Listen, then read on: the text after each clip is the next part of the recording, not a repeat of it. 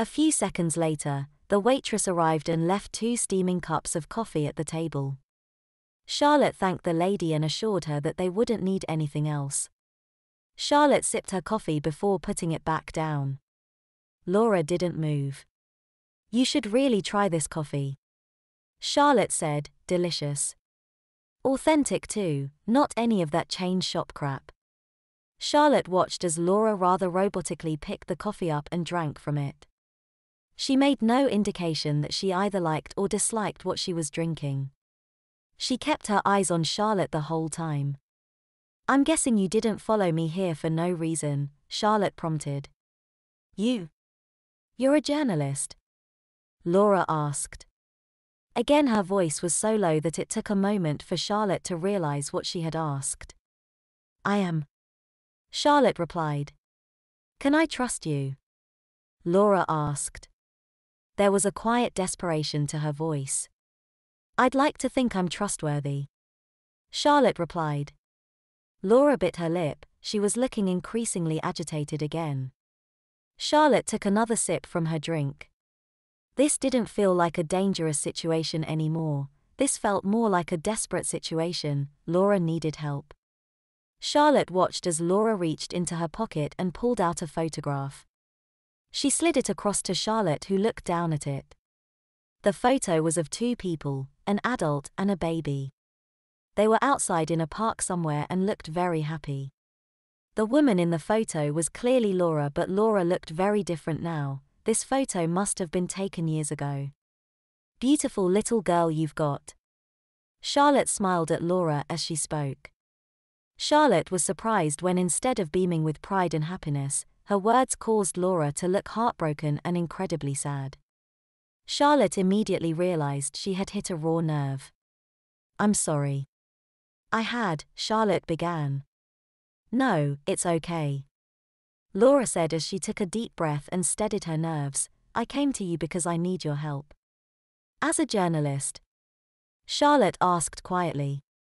"Yes.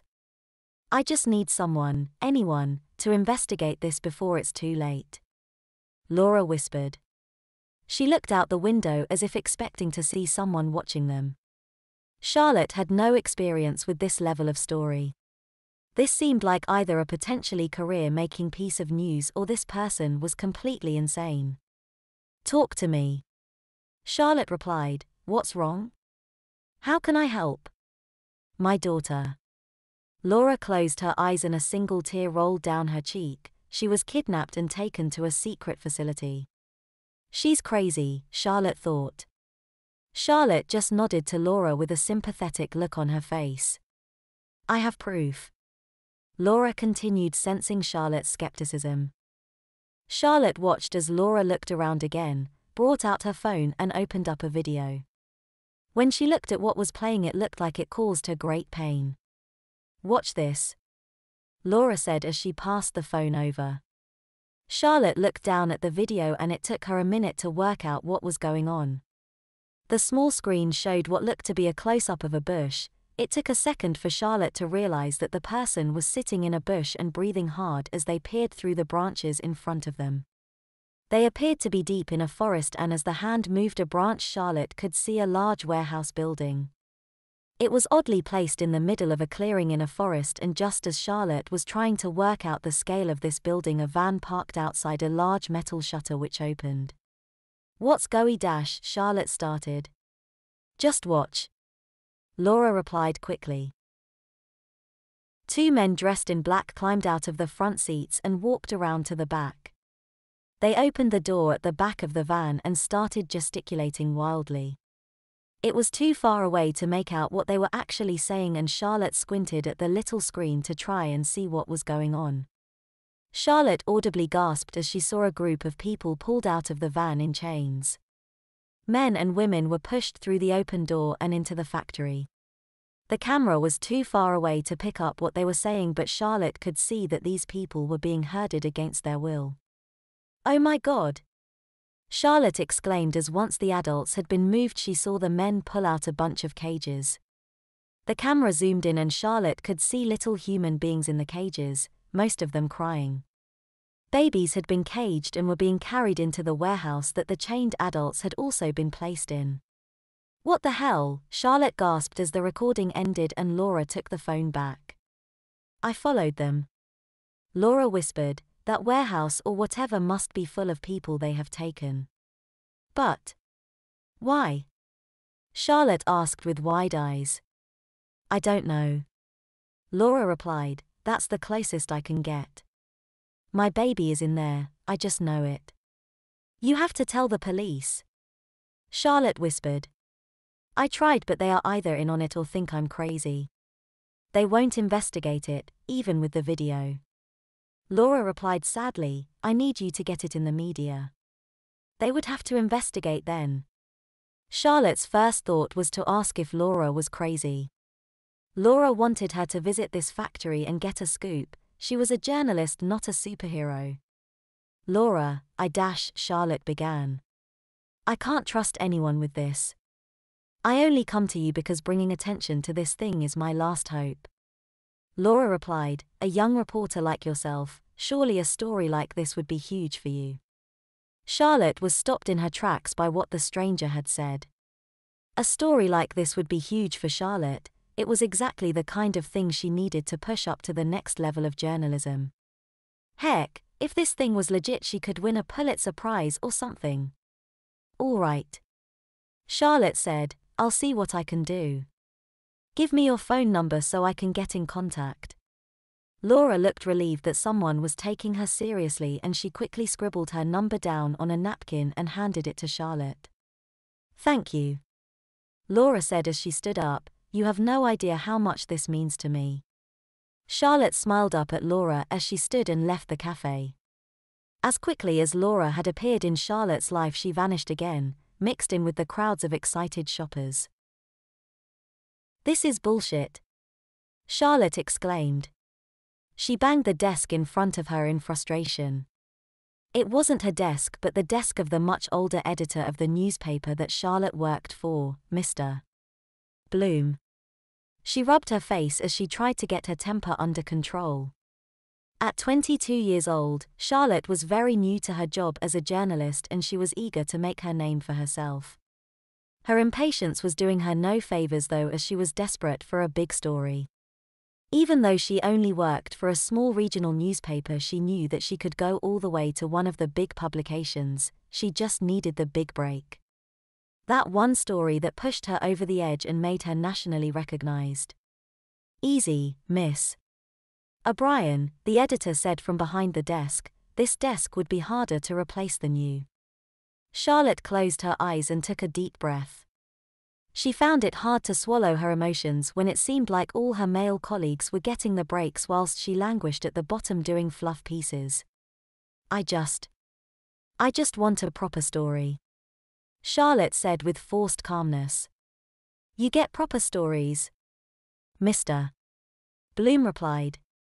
"The local beauty pageant? The story of the stolen horse?"